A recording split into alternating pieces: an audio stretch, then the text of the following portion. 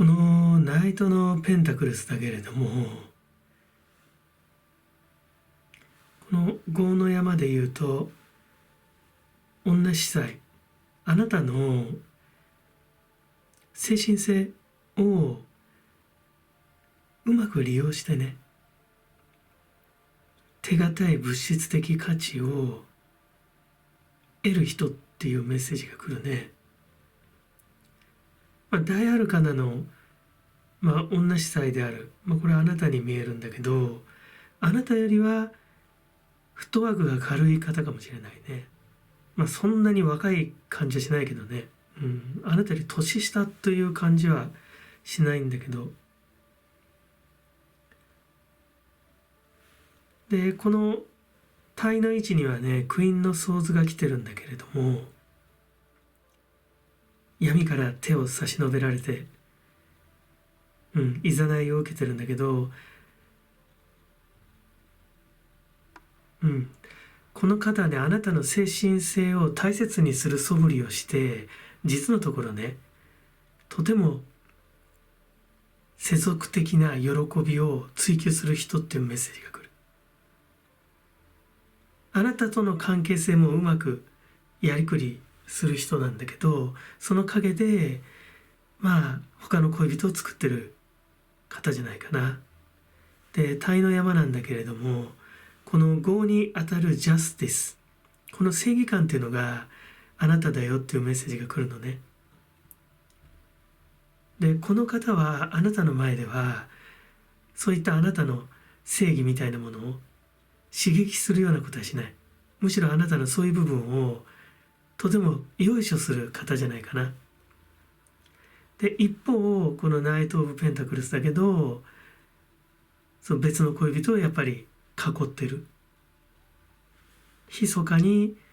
そのスペースを与えて、自分の居場所を作ってる方だよっていうのが出てるね。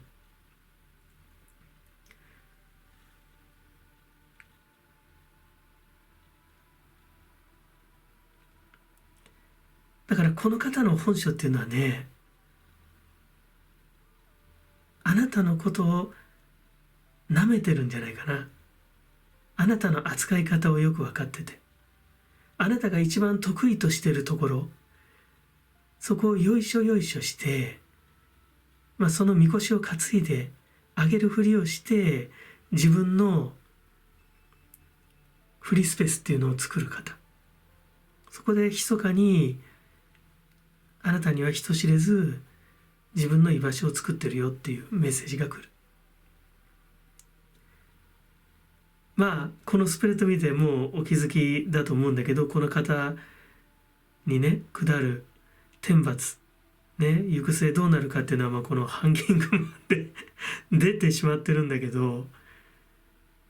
その前にはこのエースのワンドという、これはおそらくこの根底にね並ぶあなたの反旗のね力っていうものだと思うんだけど、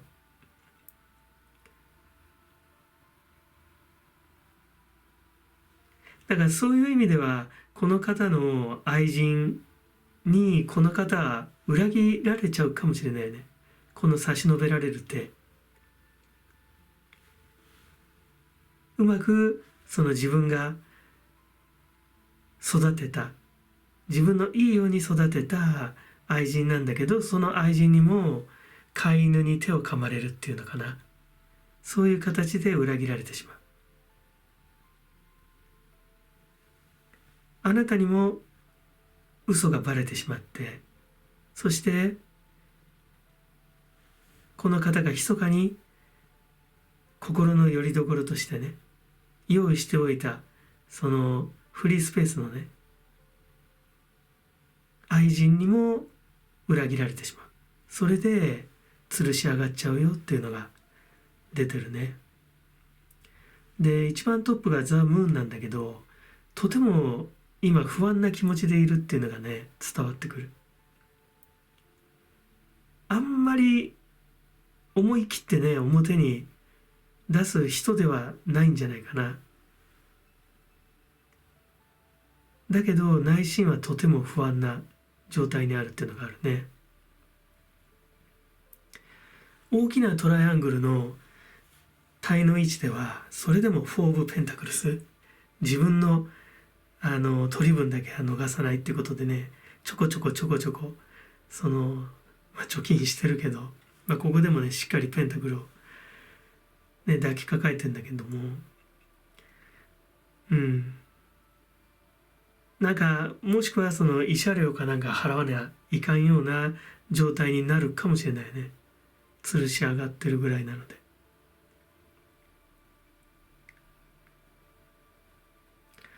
このハンギングマンっていうのはね、ある意味その無双状態、一つの境地に到達してるよっていうメッセージもあるんだけどね。だけどやっぱムーンと鑑みるとやっぱりね、とても不安っていうのが伝わってくるね。あなたがね、やっぱりこの女司祭ですごく力を持ってる。だからひょっとすればあなたのね、この方に対する、想念がね、やっぱり飛んでいて、でこの方もあなたのことを愛してないわけではないんだよね。やっぱり愛してる。でとても理解してる。でその理解を、自分の都合のいいように使ってしまったことで招いてる状況なんだけど、やっぱりね、あなたのその今感じてることっていうのをキャッチする心は持ってるんだよね。受信するそのアンテナをね持ってる方だから、結構あなたの念、このジャスティスなんかもそうなんだけど、なんで私をこういう形で裏切ったのっていう、あなたは結構高い想念を持ってて、この想念をこの方も理解ができるから、結構ね念が飛んでるっていうメッセージが来ますね。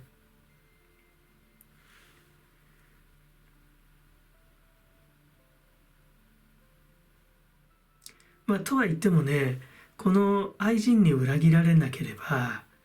ここまでの、反省してますみたいな状態にはならなかったかもしれない。板挟みになっちゃったから結局、ある意味神妙な意識になってるんじゃないかな。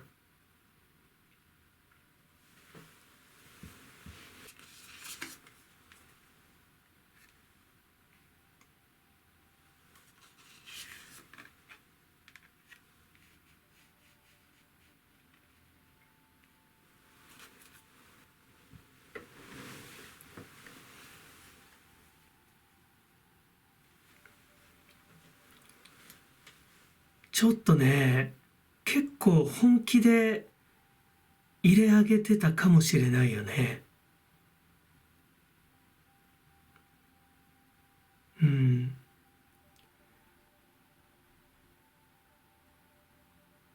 だけど崇高な、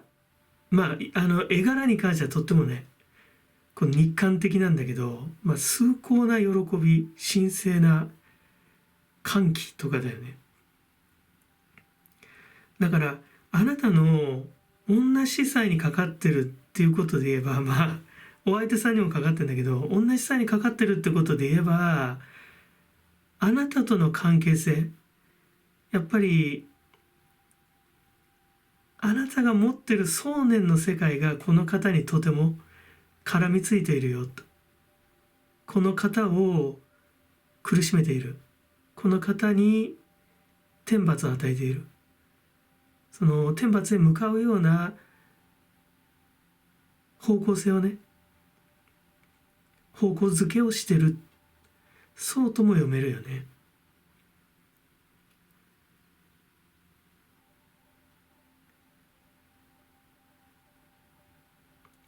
この浮気相手との常時にとても入れ上げて、思ってる以上にのめり込んでたというふうにその読むとすれば、こっちのスピリットオール、フクロウさんだね、852Hz と、直感とかだよね。なんか闇をこう見抜く直感力みたいな。これを仮にその浮気の成就としたら、やっぱりどうだろうね。天の目がしっかりと見ている。その行いをしっかりと見据えてる人がいるよ。それはひょっとすればあなたかもしれないね。もしくはあなたのハイヤーセルフ、あなたのその直感力みたいなものが、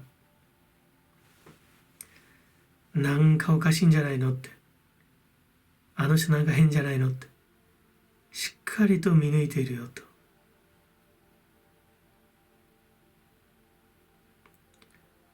そうとも取れるんじゃないかな。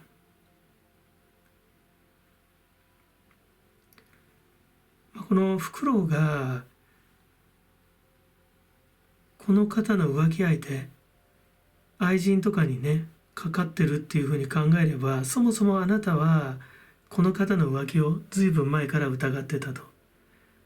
決定的な証拠をつかむまで泳がせてた、なんかそんなメッセージも来るね。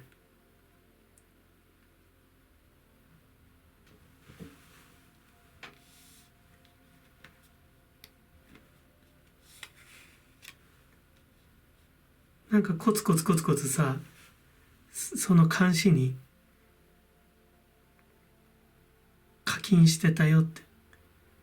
泳がすことでしっかりと証拠集めして、ゆくゆく有利な立場になるようにずっと見張ってたんだよっていう、そんなメッセージも来るね。ストレートになんか読むとそんな感じもするよね。絵柄がとてもね日韓的だから、これまたちょっと隠さなきゃいけないかもしれないけど、 YouTube がとてもね最近規制が厳しくなって、どんどんねこうデリケートになってるから、それはさておき、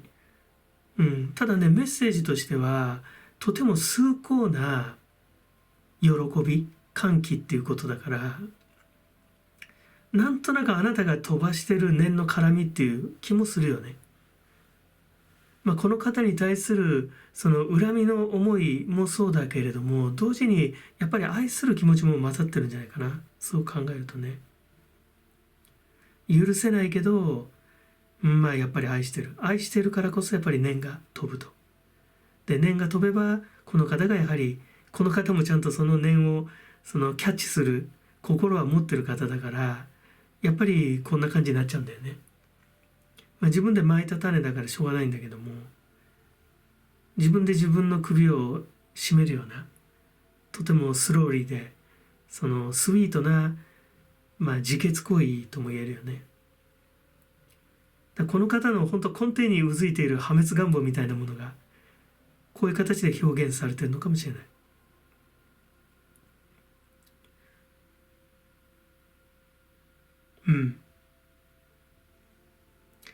なんか改めてこう見てみると、本当になんか決定的な証拠を抑えられた男みたいになって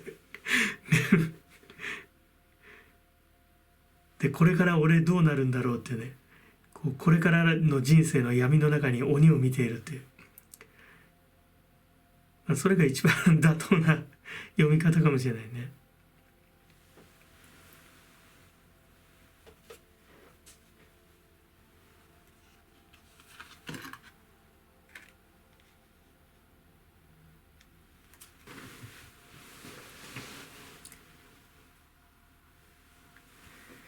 木神様来ましたね。どうかな、あなたのねやっぱり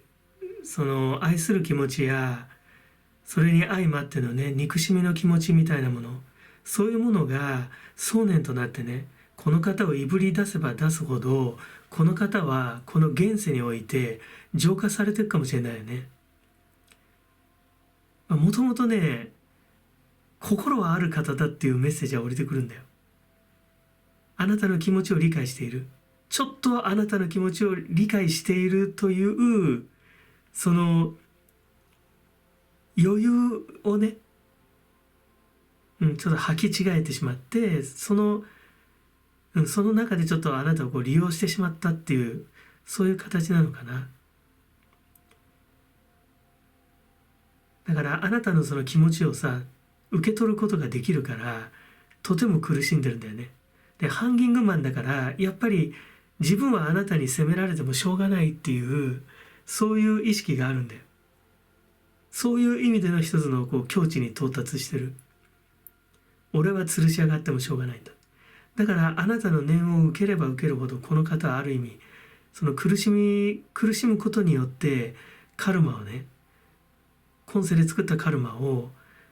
今世のうちに解消していくっていうのが見えるかな。だから木人様によってこう解毒されてさ、全部こうなんか解毒されて、来世もね、なんだかんだでちゃっかり人間界に戻ってくるね。だけど今度はね、あなたも人間界に来て、もしバッティングするとすれば、多分ね、郵便配達人とかさ、今時だとなんかウーバーイーツの配達人とか、なんかそれぐらいの感じですれ違うよっていうね、メッセージがね降りてくる。だから来世もまた会うけど、ちょっと控えめだろうね。だからまたなんかディープにこういう関係になるとすれば、多分そのまた来世かもしれない。ただ結構ね、やっぱり反省されてて、反省する気持ちのある人で、あなたがこの方を思ってくれればくれるほど、この方は、魂が綺麗になっていくかな。逆にこの方を貶めたいんだったら、もうあなたはこの方ぶっつり切ってあげた方がいいと思う。もうこの方をもうね、逃がしてあげた方が。そうするとこの方はね、あんまり反省せずに次のそのステージと本人は思ってんだけど、ただ横移動してるだけでね、また次の女性のとこ行くと思うのね。で、全く同じことやるだろうから。そういう展開になると、どんどんその功徳を落としてね、来世はそのステージダウンする方向に流れてくんじゃないかな。ただ木人様が出てきてるからね、木神様が。なんかちょっと手堅い感じはするよね。ほんとなんかしっかり解毒してあげなさいっていうメッセージが聞こえます。どうでしょうか？したくないわってもうこんな人したくないわって。ね、この人、この木神様はね、この人を吊るし上げる木なのよって。なんか、そんな今声も降りてきたけれども、私の錯覚でしょうかね、これ。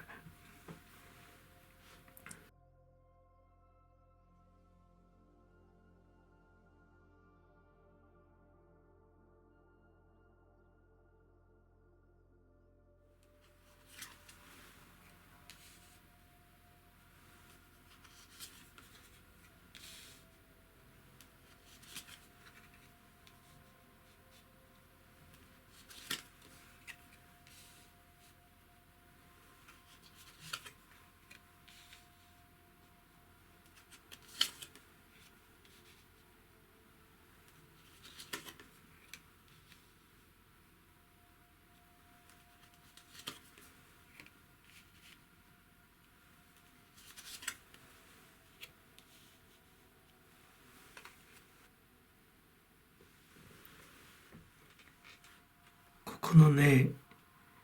一番下に鎮座してるエンペラー、皇帝がね、あなたを病ませてるね。ちょっとなんか不気味なんだよね。定時のエネジー、例えば動物霊のような、そういうものにね、もう憑依されちゃってるよってメッセージが来る。で、この方の存在によってあなたがとてもナイン・オブ・ソーズ病んじゃった。もう解決がつかない。出口が見えない。もう理路整然としない悩み。で、もう病んでしまったっていうメッセージが来る。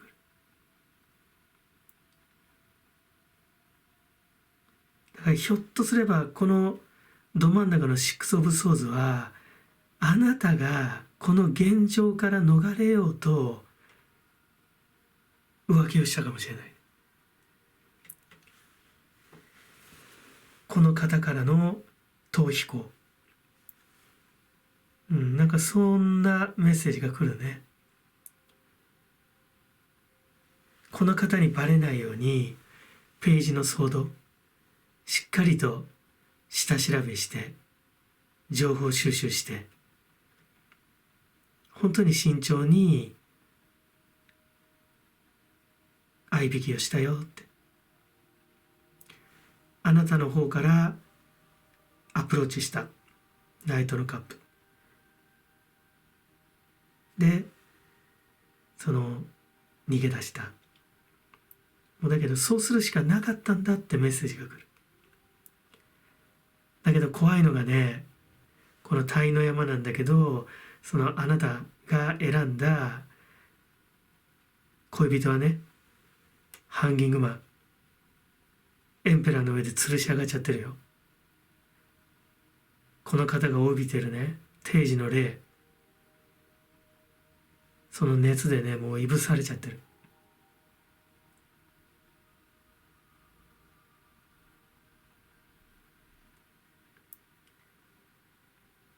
この方はね、あなたを離したくないの。ここにクイーンのペンタクルって出てるけど、あなたのことを金づるだと思ってんじゃないかな。もしくは、あなたに物質的な価値を見出してる。トロフィーのようにあなたのことを話したくない。そういうメッセージが来る。この大きいトライアングルの体、これはね、あなたの新しい恋人だと思う。もうバタンキューって倒れちゃってるよ。ちょっと休憩って。だけれども悩みの数はこの方と出会うことによって随分減ったんじゃないかな。9から4。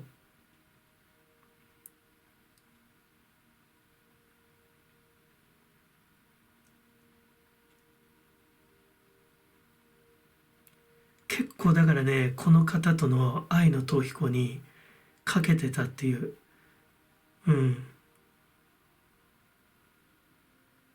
降りてくるね。エースのカップで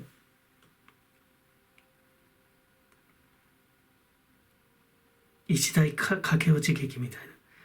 駆け落ちじゃないな。なんて言うんだろうね。昔のカサスとか同様サスペンスのね。あるでしょ、最後はもうなんか知らんけど気づけばね、崖っぷちに立っててさ、独白タイムが来るんだけど、なんかそれぐらいのボルテージを感じるね。でそんな中でこうひっそりで、ここになんか不敵に鎮座してるねエンペラーがちょっとね不気味な波動を送ってきます。この人なりに自信があるんだろうね。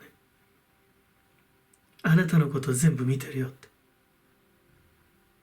俺は状況の青写真を全部把握してる。浮気の一つや二つぐらいなんだって。あいつが浮気することも俺はちゃんと理解してると。そんなことで俺は動じないと。俺は諦めないぞって。そういうね不敵さを感じるね。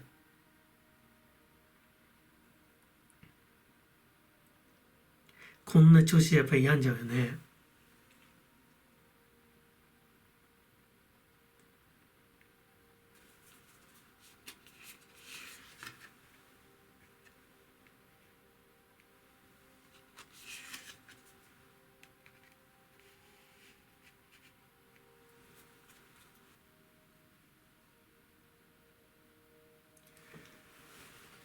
バステと 174Hz、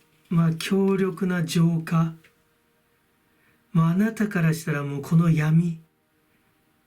もうこんな病んでられないんだって、この闇を何とかしてくれ、もう解消しなきゃいけないんだって。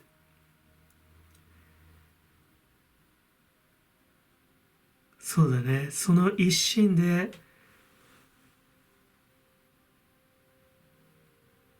愛人とこう駆け出したっていうのが見えるね。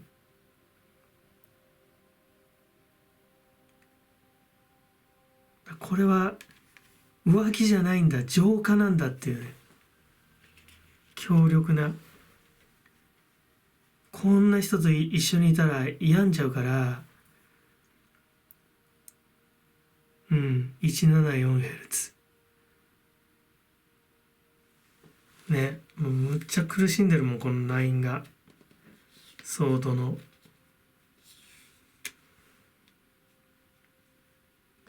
バステト様何とかしてくださいって、エジプトの猫の女神様。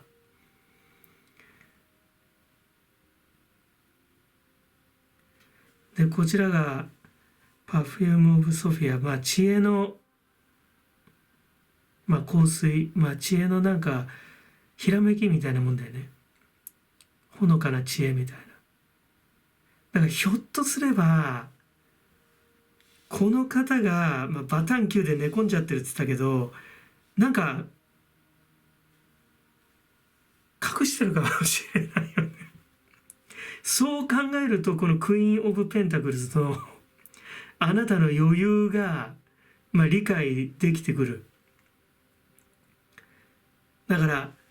この方がもう一見ね、もう倒れてしまったように見せかけて、まだ続いてるよ、この方にね、エンペラーにバレないように私はまだ確保してますよと。それかもしれないよね、この知恵。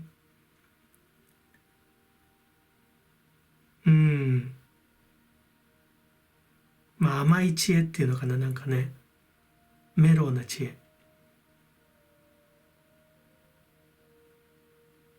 もうこんな状態でいられないわっていうことなんだよ。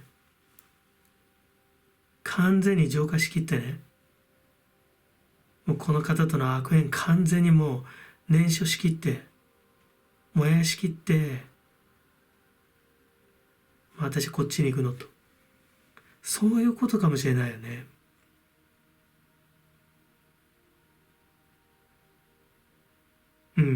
まだかといってね、本当に完成形ではないんだよね。ソードが9から6に減って、そして4。随分良くはなってるけど、まだまだなんだけど、準備してる段階なんだろうね、密かにね。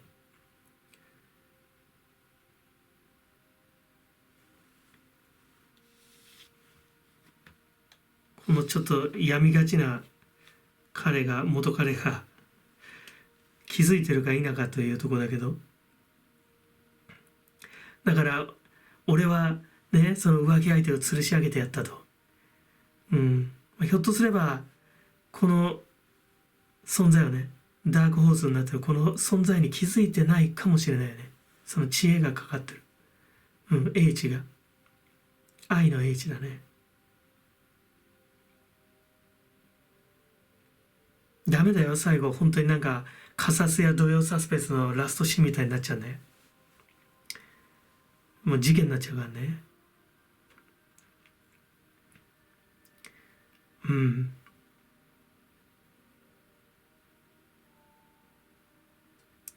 だから意外に、あなたとても病んでるけど、意外に冷静に行動してるかもしれない。でどっちかというと、このお相手さんの方が、とてもなんかこう、欲情してるっていうか、情念まみれになってんのかな。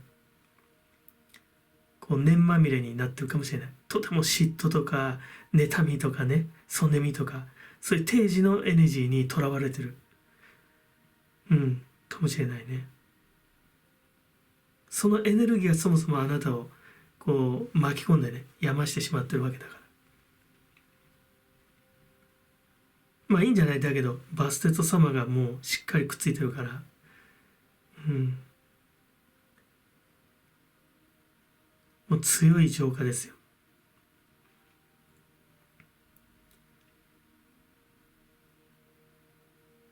強力解毒。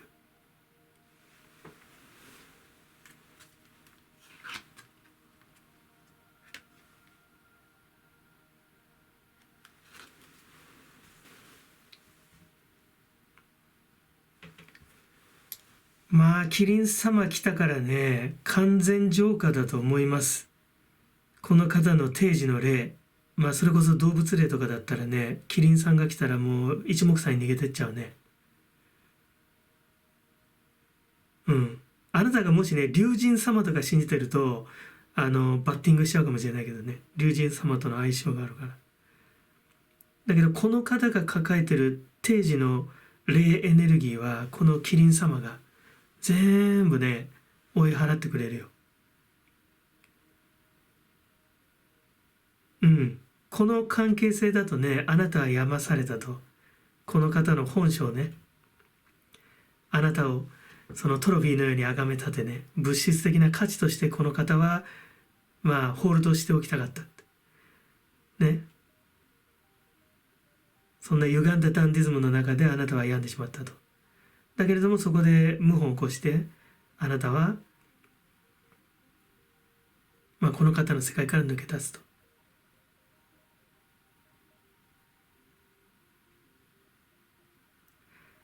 この方のね天罰ってどうだろうね。自分が動物になっちゃうかな。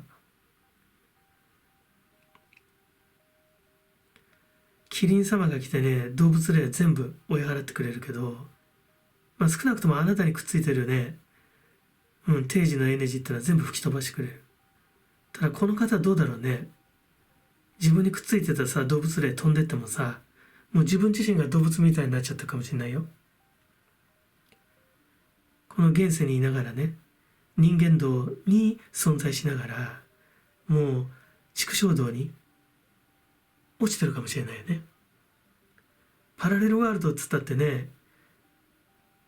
今いる私たちの世界から全く別のところに存在してるわけじゃなくてね、ひょっとすれば私たちが今存在してる世界と折り重なってるように存在してるわけかもしれないんだから、そんなの紙一重だからね。ちょっと唾つけてね障子に穴開けて向こう側覗くような世界かもしれない。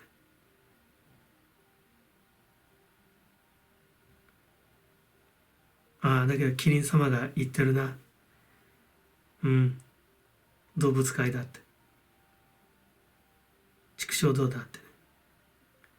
動物界なんて言うとなんかムツゴロウさんの世界行くみたいだけどね、ムツゴロウと愉快な仲間たちの、それだったらちょっと行ってみたい気もするけどね、動物王国だったら。だけど畜生道はそんなにねラブリーな世界じゃないよ。いいですね。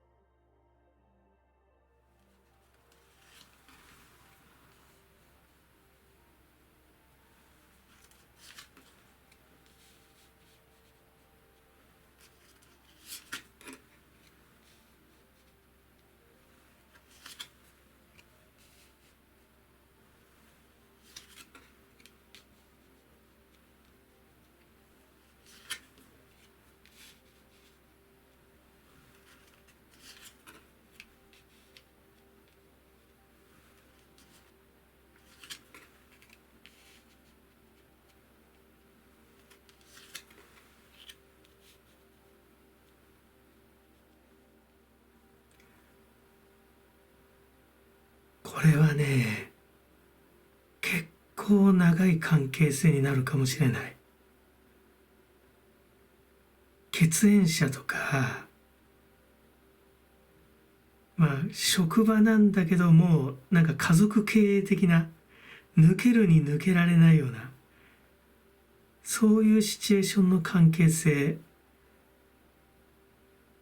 そんな絵が見えてくるね。まあ真ん中にね、テンオブソーズのね、討ち死にが、まあ物騒なのがね、来てるんだけども、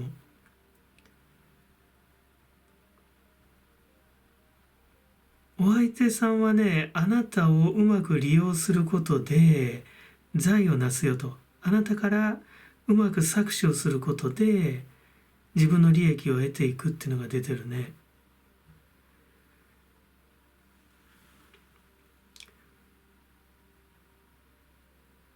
で、あなた自身は宇宙の貴族意識みたいなものをとても持っている人だっていうのが出ていて、だからお相手さんが持ってないような毛色をあなたがねしていて、あなたに対してとても価値を感じてんだよね。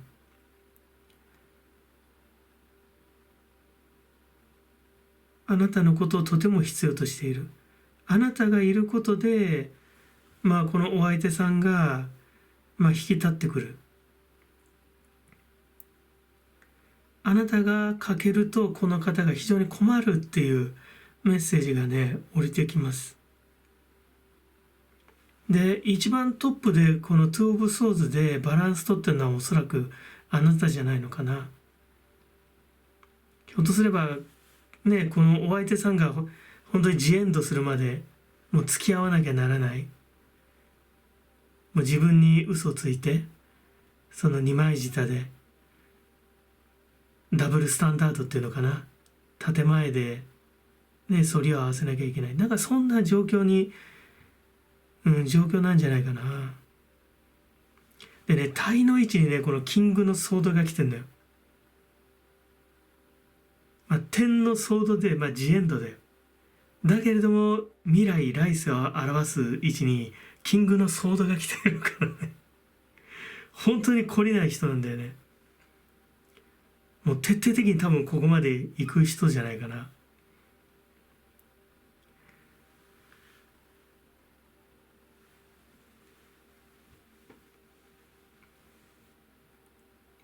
だから抜けられる状況だったら多分ね、抜けてしまえばいいんだろうけど、もうなんかガチガチに囲われてて、自分が外れるわけにはいかない状況に来てるから、辛い現実をもう見て見ぬふりをして生きていくしかないんだ。あるいはもう麻痺してしまってる。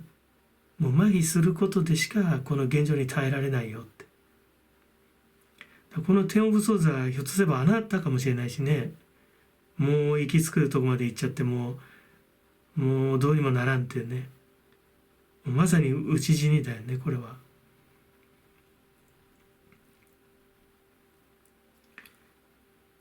まあ目隠しがされてて、その盲目の状態になってる。でまたこの女教皇のね、女司祭のそのなんかベールっていうのかな、そのベールに囲われててまだ明るみになってないような、あなたがその垢抜けきれてないような部分っていうのをうまくこの方が算段して大きな利益を得てるよって。だからこの方の元にいるとあなたはいつまでたってもうだつが上がらない。本来だったらこの方からその独立できればもっともっと羽ばたけるはずなんだけど、この方の元にいるとずっとその搾取され続けて、まあ自分のその立ち位置が上がらないっていうのかな、ポジションがずっと同じそのレベルのとこにとどまっちゃうよっていう、そういうメッセージが来るね。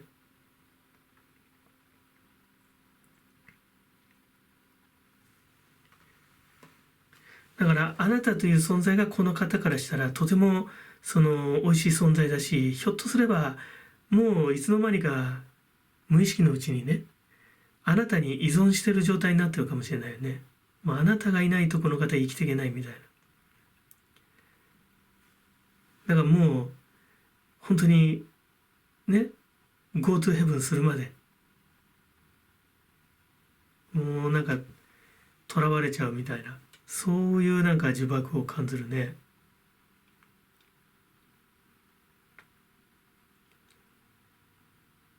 だからなんとかね、ちょっと爬虫類的っていうかね、哺乳類のようななんか温度がない方かもしれないね、もうね。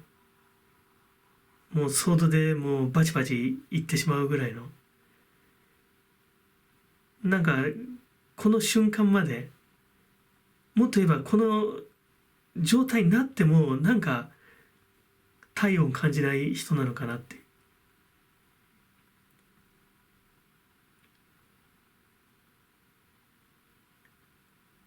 そんな感じもします。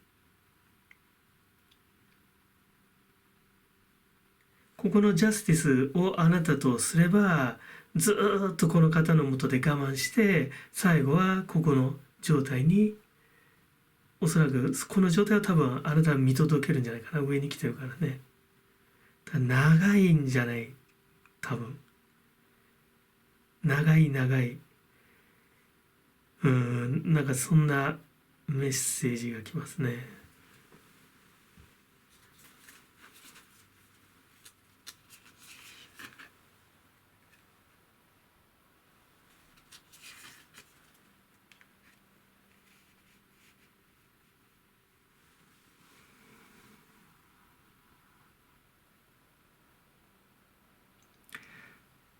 タントラ・オブ 639Hz。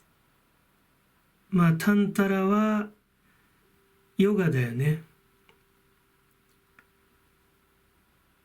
まあ女性原理、まあ性的エネジー、編み上げるとか織り上げるとかね、こう広げていくとかね、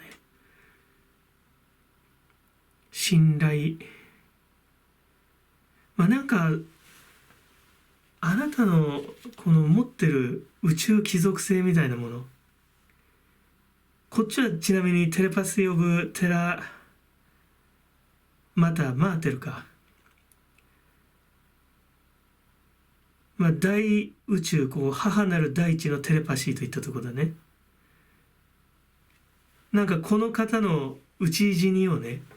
見届けるよっていう、なんか重力に縛られた、この星に縛られてるところを見届けるよって。で、逆にこちらは、まあ、あなたの持ってる、その、宇宙感覚、その地球っていうよりは、地球よりその向こうの宇宙にその帰る。そんな、なんか、力を感じるよね。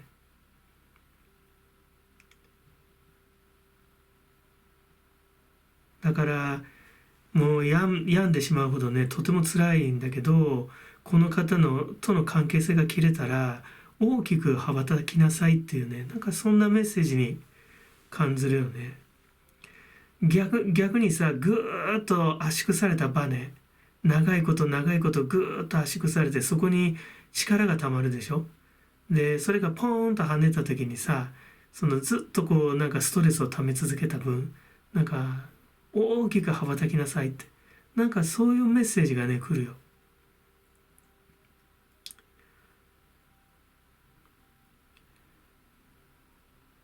まあこの方と同じモードで、まああなたも今現時点ではさソード2つ持ってんだけど、この方と同じモードでいくとね、やっぱり来世はね、動物界にね引きずり込まれちゃうと思うから、来世はね、もうこの地球じゃないね。地球を越えていきなさいと、宇宙とつながりなさい、そういうメッセージが来る。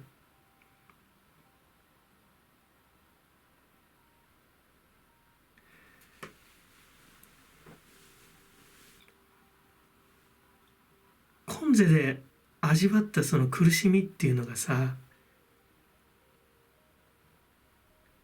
前章からのストーリーを引っ張っててね、で今世で辛い思いをしたでしょ、病むほどに。でとても孤立しているよね。なんかこの根性の地であなたが持ってるねストーリーを全てもう演じきるっていうのはね、変な話だけど、まあそのカルマを燃焼してね、そうすることでこの三次元の領域からね、この人間という形態から次の形態、まあそれはひょっとしたら翼を持った天使かもしれないし、人間より上の次元の存在にアセンションするねための苦しみなんだよって。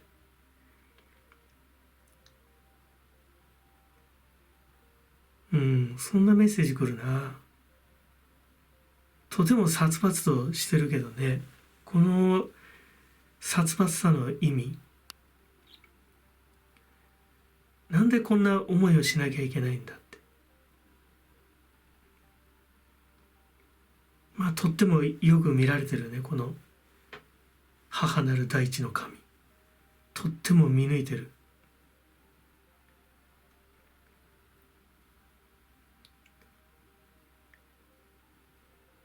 なんかこのタントラがさ、こう日韓的なカルマの、衝突、そして燃焼、個体がさ液体となり、そして気体となるように宇宙の構成物質へとね、こう変わっていく、還元されていく、なんかそういうなんか流れなんじゃないかな。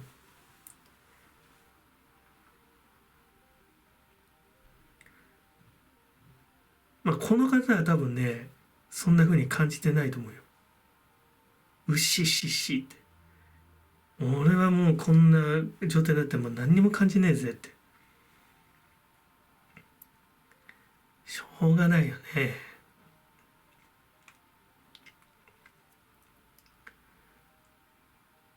うん。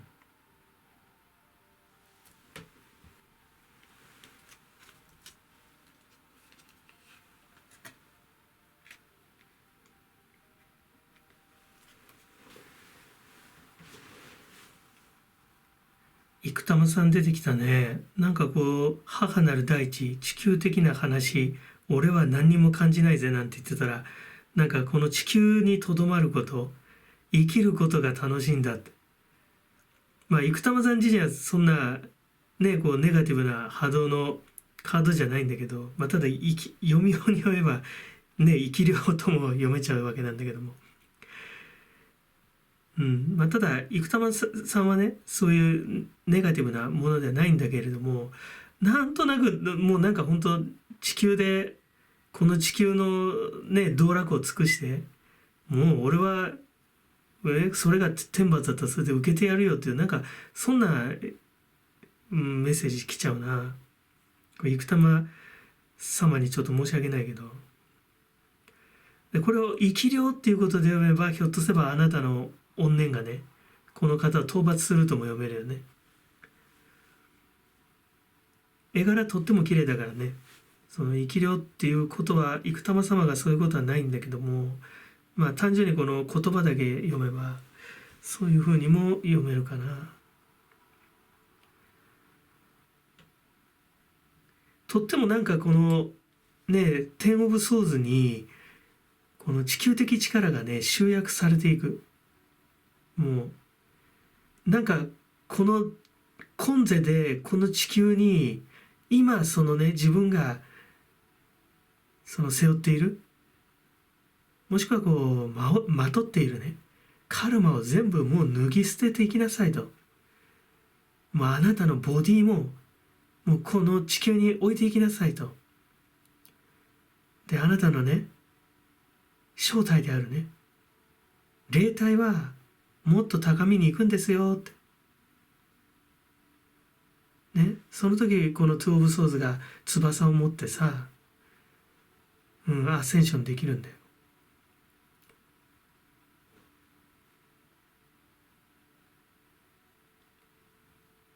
なんで自分ばっかりこんな苦しまなきゃいけないんだってね、とっても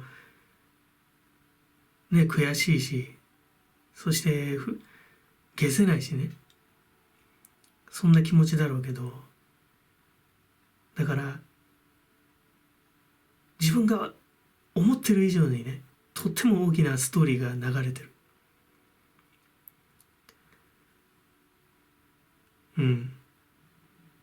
だからちょっとね、この方との関係性まだ続くかもしれないけど、必ずね、この段階に到達するから、よく見届けてあげることだね。今ちょっとね、ピエロを演じなきゃいけないかもしれない。自分に嘘をつかなきゃいけないかもしれないけど、そのあなたのそういう姿っていうのもね、天はね、ちゃんと見てるからね。これはあなたの姿ではないね。お相手様だね。天罰が下ったお相手様の姿です。